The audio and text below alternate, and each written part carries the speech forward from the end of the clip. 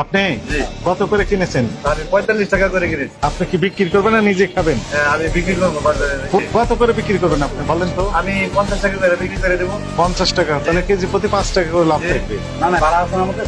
আমার গ্রামের মানুষ যে খাইলো, হ্যাঁ, এই যে অনেকে আছে যে 60 টাকা 65 টাকা কষ্টই আসছে না। ব্যবসার মধ্যে একটা মানুষ সেবা আছে, আমি এতটুকু বলছি। রাইট। আমি 17 বছর ব্যাংকে চাকরি করছি, পরে ব্যাংকে চাকরি ভালো লাগে না, চাইলে আমি ব্যবসা করছি। মনে করুন কোটিপতিরা তো হাজার হাজার লক্ষ লক্ষ টাকা দান করে, Right. আমি দান করলাম না, আমি ব্যবসার মাধ্যমে একটা মানুষ সেবা করবো। এই যে। এটা হচ্ছে আমার লক্ষ্য। এই যে আপনি হচ্ছে বীর পুরুষ। আমি মানুষকে মারবো না তো, আল্লাহ আমার দিবে। হ্যাঁ, আপনি ঠিক বলেছেন, আপনাকে ধন্যবাদ। জি, আমার জন্য দোয়া করবে।